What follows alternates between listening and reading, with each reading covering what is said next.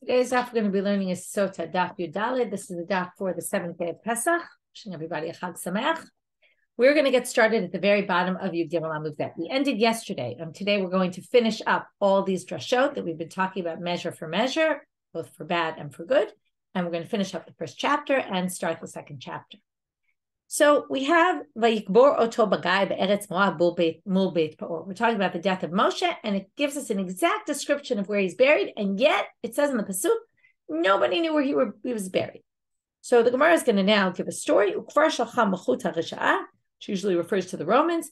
The Romans already sent out messengers trying to find the grave of Moshe. Some people say they were trying to find it because they didn't want the Jews to go praying by his grave. So anyway, why, we don't exactly know, but they wanted to know. So they went, they went to the ruler of Beit Peor, which is the area where Moshe was buried.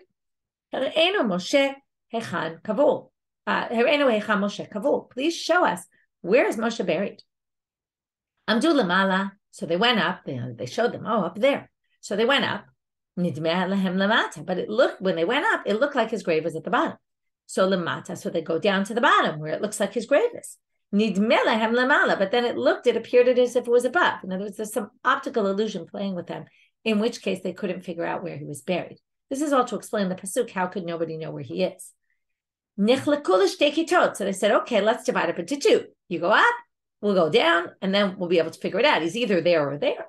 Well, otan shomdim lamala, nidmalahem lamata.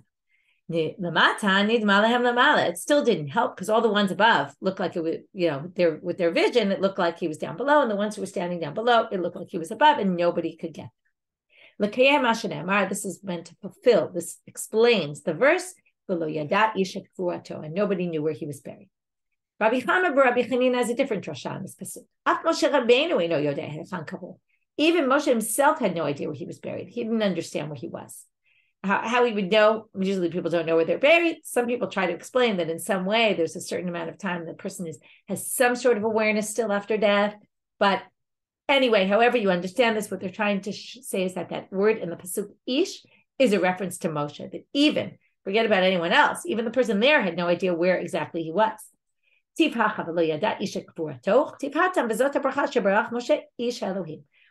pasuk, Moshe is called in V'zot Bracha at the end of the Torah.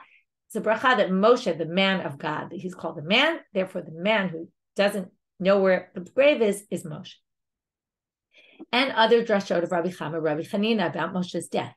Rabbi Chama, Rabbi Chanina, Moshe Etzel Beit Peor. Why was he specifically buried in Beit Peor? What else happened there? That was where the Jews all went and after the whole Bilam story, and then they end up, right, he can't curse them, so they end up bringing these prostitutes in, and a lot of the Jews sinned. So why specifically Beit Peor? His death would atone for the sin that happened there. Rabbi Chama, Rabbi Chanina, another drasha he has, the same rabbi. Go after Hashem your God. This is Moshe tells the Jewish people you should follow God. How can a man possibly follow God? It says that God is a fire that devours things. We can't go near God. So what does it mean to go after God? It's to learn from God's traits. And now we're going to see a list of traits, and one of them is going to have to do with the burial of Moshe. And all these traits, we can categorize them as whether we call them gemilut, chesedim, right, doing good for others, right, or ben adam lechavero, things between humans. Even though it's God, but it's what God did on behalf of humans. God dressed the people who had no clothes, which is who? Adam and Chava. Right? He made for them, when they realized they were naked, he made for them coverings of leather. We'll talk about soon what this leather is. So you have to help clothe people who don't have clothing, help the poor. He visited sick people. Where did God do that? God appeared to Avraham in Elonei Mamre when he was sick from his Brit Milah. So you should also visit sick people. He went to condole mourners, to comfort mourners. After the death of Avraham, but no, he blessed Yitzchak his son. What does that mean? He must have gone to comfort him. So you should do the same. Hakadosh Baruch Hu kavar meitim. He buried dead people, as we know. Dichtiv vayikbor oto b'gai. He buried Moshe afatak for meitim. So you should also bury dead people. Right? These are all very important mitzvot to do for others who need your help. Kochnot ol. What? So now we mentioned this. He clothed them with kochnot ol. What is leather? Right? They didn't wear leather in those days. They either wore wool or linen. So Rabbi Shmuel have a debate about this. We saw a lot of debates between them about how to darshan psukim. Fadamal davar haba min haol. It was something that comes from the skin, which is the wool comes from the skin because it's growing from the skin, the hair, right? The wool comes from the sheep. Something that a person's skin benefits from, that would be the linen, that it's close to the body and it's beneficial to the skin of a human. So those are two definitions of what these kochnot or kochnot for their skin, or made of or, which wasn't really made of leather, of leather clothing, but it was made from wool. Darash Rabbi Samlai. Torah tchilata gemilut chasadim, v'sofa gemilut chasadim. The Torah started with gemilut chesed and ended with gemilut chesed. A very nice frame to the Torah. Tchilata gemilut chasadim dirtiv vayas Hashem Elohim la'adam u'li'ishto kotnot or vayalbishem. Exactly the two things we saw before, two of that whole list. One of them starts off the Torah. One of the first things God does is give them clothing. V'sofan gemilut chasadim dirtiv vayikbor oto b'gai. And at the very end, God buries Moshe. So you see this beautiful frame of the Torah, that the Torah is framed with chesed, doing chesed acts for other people. Darash Rabbi Samlai. Why did he want so badly to get into Eretz Yisrael? What, he wanted the good fruits and vegetables, the fruits from there, the produce of the land, or to eat from the great things that Israel has? Does he need that? It's not like Moshe needed something so, as we call chomri, material. It doesn't make any sense. Moshe. This is what Moshe said. The Jews got commanded so many mitzvot. There's so many mitzvot that you can only do in the land of Israel.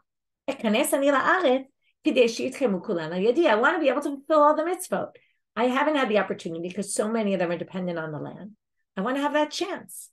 Amar lo Kadosh Baruch Hu, God says to him, what? You just want to get reward? That's what you want? First of all, maybe saying, what, reward? You want the reward of the mitzvah? Or God saying, you want the reward? I'll give you the reward. For you, it's as if you did them. I'm going to give you the reward for them anyway. Okay, it's going to be as if you did them. Now, why is it as if you did them? He wasn't in the land. But you'll see from the next explanation of the next pasuk, they're going to basically say, the way I read it is, you did greater things than that. In other words, mitzvot, it's a good question about what's the purpose of mitzvot. God's saying you did way beyond what anyone will do if they fulfilled all those mitzvot. Okay, what did he do? Well, Shenema. And he quotes a pasuk from Yeshayahu, which says, L'chein achalek lo berabim, I'm going to give him a lot in public, ve'et atzur, with others, ve'et atzumim yichalek shalal, and he will get the booty, be able to collect the booty from the war or from wherever, with the great ones. Tachat asher ha'era lamavet nafsho, because he gave his life over, okay, was willing to die. Ve'et poshim nimneh, and he was counted among the wicked. V'hu chet rabim nasa, and he took upon him the sin of others, or took off the sin of others, maybe picked up the iniquity of others. Uleposhim yafkia, and for wicked ones, he will yafkia. We're going to see that means he prays for them. So let's read and explain. I will give him with a lot of people, or with maybe the great people, to which they say, maybe great people, we mean great people from later generations. The Torah is considered not as great as the ones from early generations. They were really great. So maybe it means something not so great. Well, Talmud Lomar, ve'et atzumim yichalek shalal. But then it says, with the atzumim, atzum is for sure the greatest of the greats, meaning Avraham, Yitzchak, Yaakov, Shem atzumim v'torah v'mitzvot. You're going to get rewarded like Avraham, Yitzchak, and Yaakov, who were, the greatest of all time. Now, what are all the things you did? You gave over your life. You were willing to die because you said, in other words, if you want to kill the Jewish people, then wipe me out too. He was willing to die for their sins. He ended up getting counted along with the wicked people, because he ended up dying in the desert. He took off the iniquity of others, because he basically got their atonement from the chet ha'egel, from the sin of the golden calf. He prayed for mercy. That's what lafgia is. We'll talk about in a minute how we know that the Jews, all the wicked people, will return and repent. He prayed for them. How do we know that pgia is tefillah? Yiftu'u, that root. Shenemar v'ata al titpalel ba'adam hazeh v'al tisa ba'adam b'rina u'tefillah v'al tifga bi. This is in the prayers that Shlomo said when he dedicated the Beit HaMikdash, its place of prayer.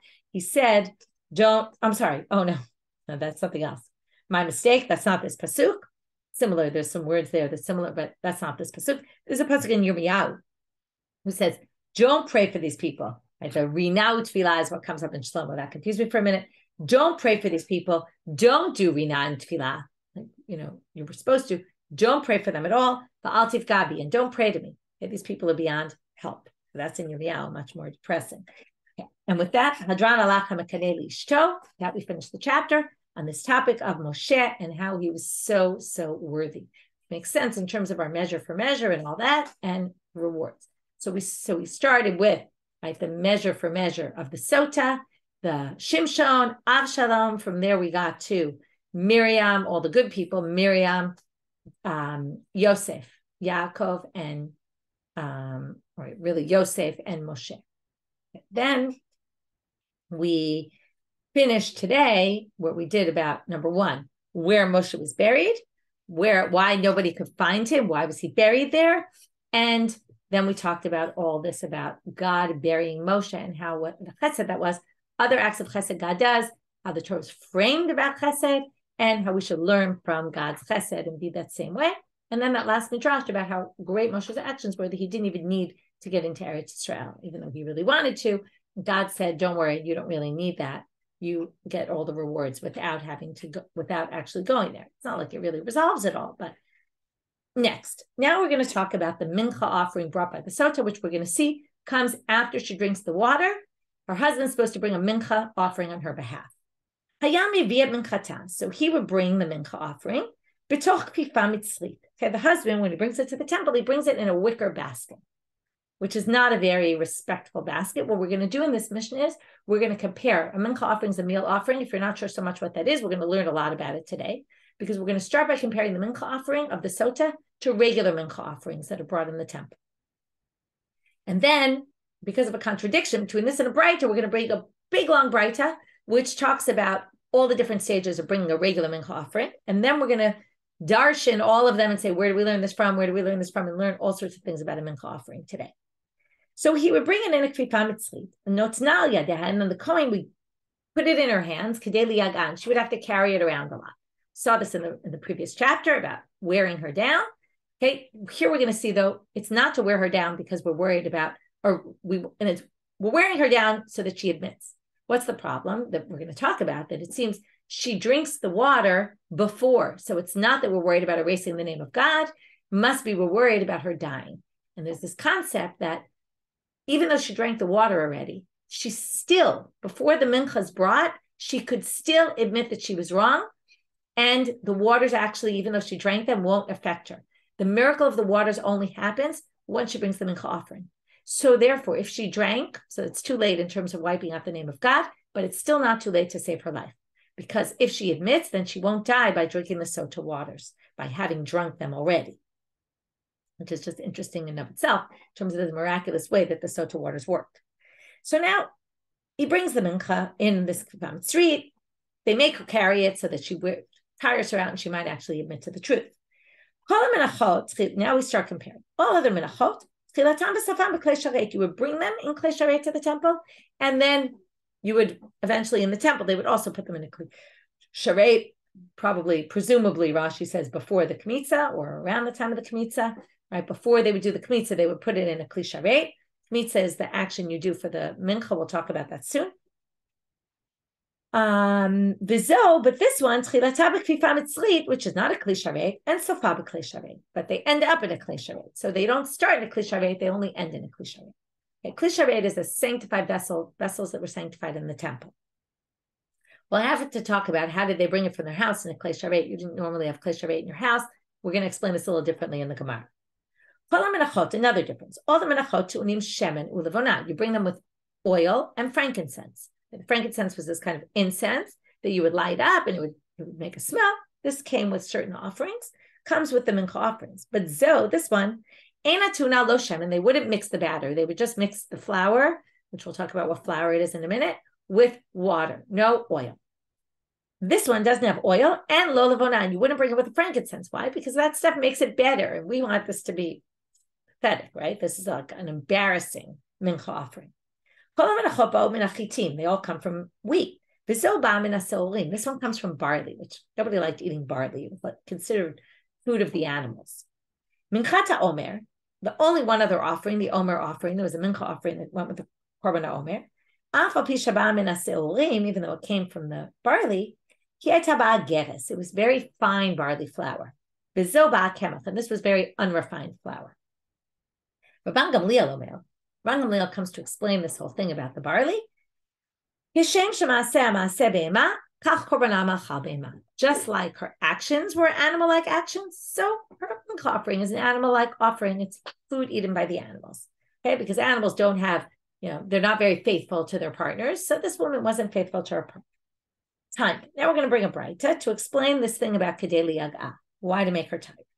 Abba Chanina omer mishum Rabbi Eliezer, kedei liyag'a, kedei shetachzor ba, to get her to admit her mistake, right? To come and admit that she really slept with this guy. Right? Obviously, only if she did. There was a tactic. Im chasa Torah lovrei retzono, if God fears for and has rachamim, has pity on these people so that they don't die. In other words, God said, again, it was the rabbis, but the part is that they darshan this from the psukim somehow, that she's supposed to carry this around to wear her down so that she admits to the truth to save her life. And she's someone who did a sin, kavachomer, all the more so, to know how much God tries to save our lives. Umimai, cares about our lives. Umimai, mishum dechasahu. How do you know? It's because God, right? Because we want her to admit so she saves her life. Now, I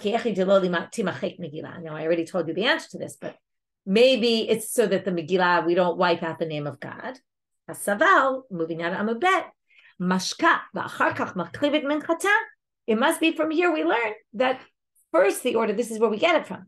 The order must be first she drinks the water, and then he brings her mincha offering. Why? Because if we hadn't done the Megillah yet, then it would have been the reason is because we don't want it to be erased, like in the first chapter. So the fact that he's saying that's not the reason is that we want to save her life, it must be that the order is like this. So now we're going to bring a question about first line about or not, right? That he would bring the mincha in a kfifa mitzvah, okay, and then all the minachot start off with a Kli Sharet and end with a Kli Sharet, which means they bring them to the temple in a sanctified vessel. This braita is going to say not the case. Uremidu, but again, we're going to learn all sorts of things in this braita about how mincha offerings work. Seder minachot kitzad. How do the mincha offerings work? Adam mevi mincha mitoch beito. You bring the solet and the oil or whatever it is from your house. B'kalatot shel kesef v'shel zahav, in silver or gold vessels. V'notna letoch Kli Sharet u'mekacha b'Kli Sharet. Then you put it into a Kli Sharet, and then you sanctify it in a Kli Sharet. We're going to talk about the order here. It seems like there's two actions going on. First you put it in, and then you somehow make it sanctified. So what do you see here already? You bring it in gold and silver, not sanctified vessels. Only when you get there do you put in a sanctified vessel. So that's our contradiction, but we're going to get back to that later. Right now we're going to read the whole braita. You put the oil and the frankincense on it. So after it's in the Kli Sharet, you put the oil in. I guess you didn't bring it with the oil; you just brought it with the flour. Then you added the oil and the frankincense, and then you brought it to the kohen. The kohen then brings it to the altar, and brings it to the keren dromit ma'aravit, to the southwestern corner, kineged chodash shel keren, right next to the corner of the altar, vidayo, and that's all. We're going to have to figure out why they say that's all. Okay, just to give you perspective where the Keren Dromit Ma'aravit is. So the altar was either, we're going to talk about this later, was either centered. Okay, the altar was a big square. It was 30 amot by 30 amot with the base jutting out a little bit, 2 more amot, but 1 amot on each side, and then 1 amot, 2 amot on each side. The top base was 30 by 30. Anyway, it was the sovev, and then there was the yesod. But basically, imagine a 32 by 32 space of cubits, which was perhaps centered in the temple area. Right, we're now in the Azara area. There was a side that was on the east side is where you come in. So the west side was opposite, right? Opposite that side of the altar. The far side was already the entrance, right? There was a little space, Bein Ulam Lemizbeach, it was called. After that, you're already in the Ulam, which was the hallway that led to the sanctuary inside the temple. So you have one option is that the square of the altar was centered in the room. And then on the south side was the ramp that led up. So you would walk up from the south side, and then you'd be on, like if you walk up the ramp, you'd be facing north, and the west side where the Heichal was on the side, right, on your side. Okay, you wouldn't be, you'd be walking up with your right side facing the sanctuary. Another option is that the entire altar was on the north side, and then the ramp started from the center going all the way to the south. Okay, so that the ramp was basically from, somewhere in the south side going all the way to the middle of the room. So in any case, you're now at this corner. Okay, so you might be centered in the room, or you might be off to the south side. Okay, you're in the corner, the southwest corner. We'll see why that's important soon. So now what happens in this scenario? So what happens? He goes to the corner, west corner, and that's all he does. It's not all he does, but that's all for that. Then, now that's bringing up the mincha to the altar. Now that you're on the altar, what does the Kohen do? He moves the frankincense to the side. Again, we'll see why he does all this later. And he's got this big dough now. What you would do is you would find a spot where there was a lot of oil, meaning it was mixed well already with the flour. You didn't end up with like flour, powdery stuff. And you put your 3 middle fingers in, the Kohen does, and scoops up a piece. That's called the kmitza. He uses his 2 outer fingers to basically get rid of any extra pieces there, anything that was still left. No, there's actually different kind of minchas. Sometimes they were already hard and crushed up into pieces. Sometimes it was just a dough. From there, he puts the kmitza in a second klei sharet. Okay, the dough was in a klei sharet to begin with, but now he puts the part of this called the kmitza into another klei sharet, and again sanctifies it. Then he goes back to get the levona from the other one. He puts it on top there. Then what does he do? He takes it in the klei sharet that it's in, puts it on the altar, and then on the fire, basically, in the klei sharet. So he takes the frankincense that's on top of the kmitza, and that burns on the altar inside a klei sharet. And he puts some salt on it. Sorry, went too fast. Maktiro is going to burn it, but we're going to see. First he salts it, then and then puts it on the fire. Once it was already sacrificed, you could then eat the remainder. The remainder was given generally to the Kohanim. They can eat the remainder of the batter. They could do whatever they wanted with it. They could put yayin, shemen, and dvash. They could put wine, oil, honey, even though honey doesn't go on the altar, but this isn't going on the altar. This they're just eating. They just can't make it chametz. Can't ever become chametz. Now, that's the end of the braita.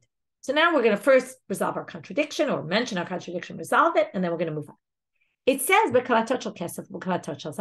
says they would put it in gold or silver vessels, which doesn't sound like they were in a klei sharet, in a sanctified vessel. Amar Papa, when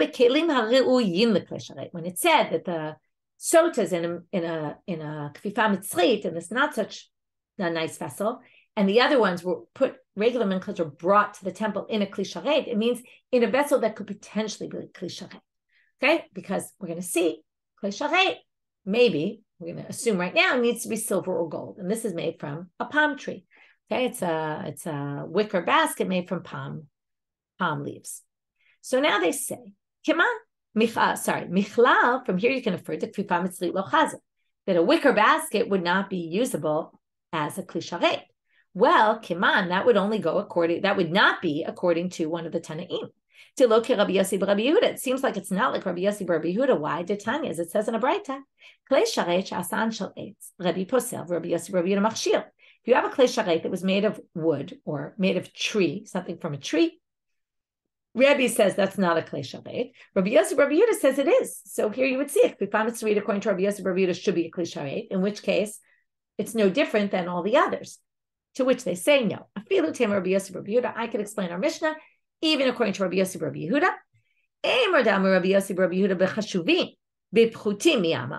he might have said it when it comes to a wooden vessel or a vessel made from tree, leaves or something, only if it's a respectable, that's not a respectable vessel. Even Rabbi Yossi Rabbi Yehuda would say that can't count as a klei sharet, right? To be as a vessel that's used in the temple that's holy, it has to be something special. So lately, the Rabbi, and how do we know this? Mi Amar. Right, did he say about those? No way. Does he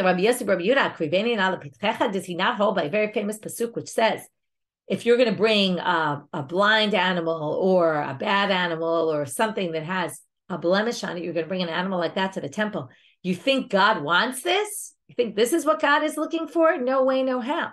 Okay, so now we're going to say, right, there's no way that God would be happy if we brought a Fifam Mitzri to the temple. So therefore, that shows that even Rabbi Yossi Rabbi Yehuda, who says that theoretically it could be made of something from wood or a tree, he wasn't referring to a kfifam tzlit, in which case our Mishnah doesn't really have a problem. So number one, we resolve this contradiction of, seems like you bring it in a klei sharet versus you don't bring it in a klei sharet. Well, you bring it in a vessel that could theoretically have become a klei sharet. Okay, even though, as opposed to the kfifam tzlit, which never would be. And then we said, is that only Rabbi Yossi Rabbi Yehuda? No. It could be really even Rabbi Yossi Rabbi Yehuda. Sorry, is it not Rabbi Yossi Rabbi Yehuda? No, even he would agree. Kfifam tzlit would never be able to be a klei sharet. And that's the difference between Sotah and other minchot. That was one difference. Now we're going to continue reading in this braita. It sounds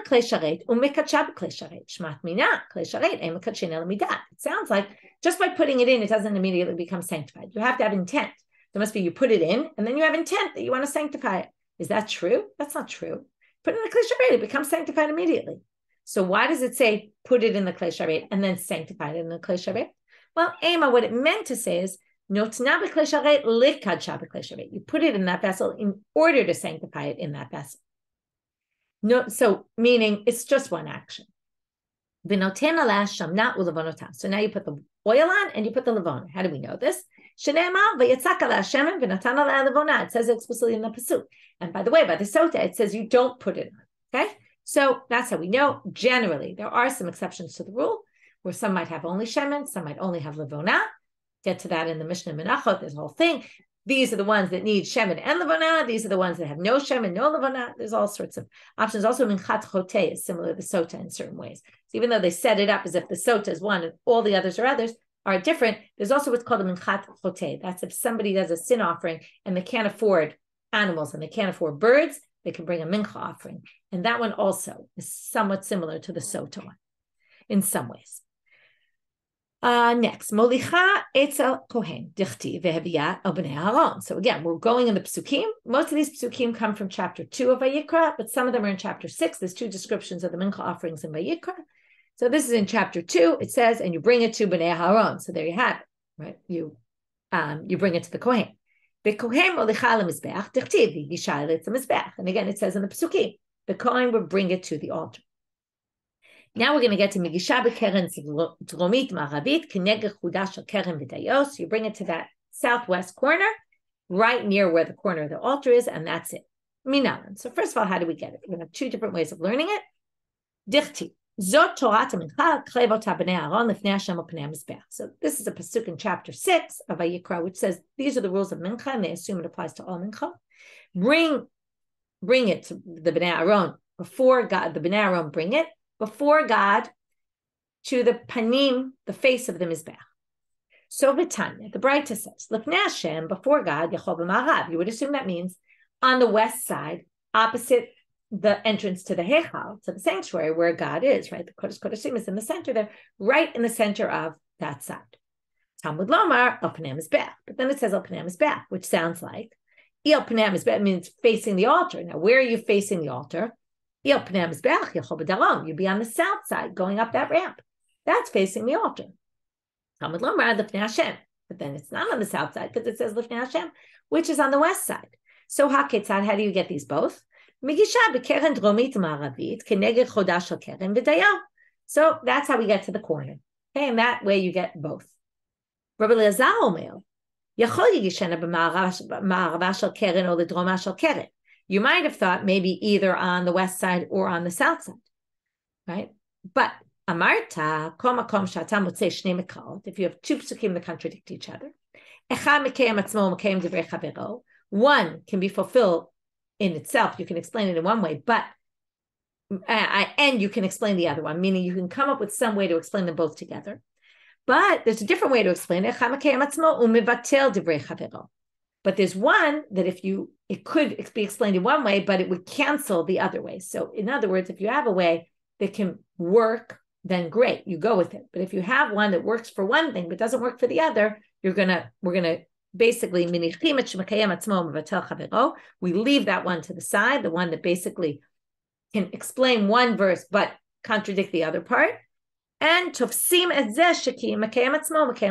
go with the one that basically can make sense for both. So how does this work? If you go Lifnei Hashem on the west side, you can't do Pnei Mizbeach b'darom. It's not possible because you'll be in the center there. You won't be on the south side. You'll be in the center. Again, that's assuming the Mizbeach is centered in the middle. But if you go on the south side, but you could theoretically be on the south side and yet also be on the west side. How so? So you could do it at that exact corner point, and then it would work. How exactly would you do this? Where? Ravashi knows how does that work? We just said it's either west or it's south. It can't be both. So Ravashi, Kasavar Haitana, the one who says this holds he holds, this is why I said it all depends where the altar is. If the altar is entirely on the north side, then your corner, that's southwest, is exactly opposite the entrance to the Heichal. And then it actually works perfectly. Okay? And that's how we resolve it. So now the Gemara says, my video. Why does it say, and that's it? What are you trying to say? Ravashi Itzrich. Salkadat Chamina, we needed one. You might have thought, Tibai Hagashat Mincha Gufa. You might have thought you have to bring the mincha itself. Kamashmalan, that you don't. In other words, right? What did it say? It said you put it on. You might have thought that the mincha needs to actually, some people think it means to touch the altar itself, like you have to tilt the pan with the mincha in it. Or you might have thought you need to remove the whole mincha and have it actually on the altar touching. Kamashmalan, that you don't need to do that. Maybe you do. Because it says the lakliv is to bring it close. And then it says, and he brings it to the corner there. So because they're both next to each other, clearly when he carries it toward there, he's clearly, it's in the vessel. When he puts it down on the mizbeach, also it's bikli. So it stays in that vessel. And now he moves the levona before he takes the knitza. This is the main part of the sacrifice. And I want you to understand that when it comes to, when we learn Menachot, we'll see this, they compare mincha offerings to sacrifices. Sacrifices have four main avodah, four main actions. Number one, shchita. Then you catch the blood and you slaughter it. We're going to see this inside soon with a knife. The knife is also called a klei sharet. It's a sanctified vessel. You then slaughter it with a knife. You collect the blood in a klei sharet, in a vessel. That's called Kabbalah. Then you do holacha. You walk it over to the altar. And then you do zrikat hadam, pouring the blood on the altar or sprinkling it on the altar. Now, in a mincha, you have similar things. Knitza is like shchita, because you're separating part from the other, right? You're taking out the main part. So like there, it's the blood, and here it's taking out the kmitza, the offering. Then you take that and you put it in a klei sharet. That's the Kabbalah.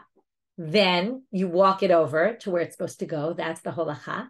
And then you burn it, and that's basically like the zrikat dam. You burn it on the altar. So now we're going to see some things that connect with that.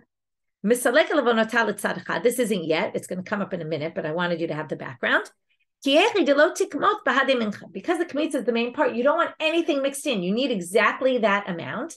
And if the lavona, any of the particles from the lavona get mixed in, you're going to have a problem. Okay, that's what we're going to say right now. We don't want it to go into your kmitza. Keditna, as it says in the Mishna, when you took the kmitza, o garger melach, o court lavona, if you end up with a little pebble or a little grain of salt or a grain of the frankincense, it disqualifies it because you need the exact amount of the mincha and not anything else. Where do we get this from? Minal and Dechtiv, Sotah Mishamna, Migarsa Mishamna. These are two different psukim that talk about the kmitza burning on the altar, and it says take from the solet and the shemen, or from the geres, which is like the solet, the fine flour, and the oil. Both of them say from the oil and the mixture. So you want to make sure there's a lot of oil there, and you take from there. But didn't you already put it in a klei sharet? Why do you have to now take the kmitza and put it in a klei sharet? It already came from the mincha, which was already in a sanctified vessel. Remember, there were 2 times it said, put it in a klei sharet. So, midi dahave adam. Now they compare it to the blood, and here's the comparison of the sacrifice. Dam, afagav dikidashte sakin, b'tzavar be'ema. When you slaughtered it, the blood came in contact with the knife, and the knife was sanctified, so it was already sanctified by coming in contact with the sanctified knife. And yet you still put it in a sanctified vessel. Likewise, here you do the same thing you do with sacrifices. Last thing for today, you take the levona now and you put it on before you burn it. When it describes the burning of it, it says, and put the levona, all of the levona on it and burn it. So we've learned today, which really only got to because it seemed to contradict our Mishna, was after describing the Mishna and some differences between the mincha offering of the Sotah and the mincha offering of regular mincha offerings, then we went a little bit into understanding why we're trying to wear out this woman and learning something about the process and when things happen. First they would drink the water, then the husband actually would come and bring this mincha offering for her. And then we brought this contradiction from a different braita about how did the Seder Menachot work. It's actually a Tosefta, by the way. It's the Tosefta Menachot. How does the Seder Menachot work? And we wanted to say it looks like you don't bring it from a Kli Sharet. So then we had to explain our Mishna a little bit differently when it comes to the other offerings. And from there, we got into a long description about how mincha offerings work, which was probably helpful because now we have a better understanding of what a mincha offering is and where we learn where they derive all of those halachot from. Wishing everybody a Chag Sameach. Sameach to everybody.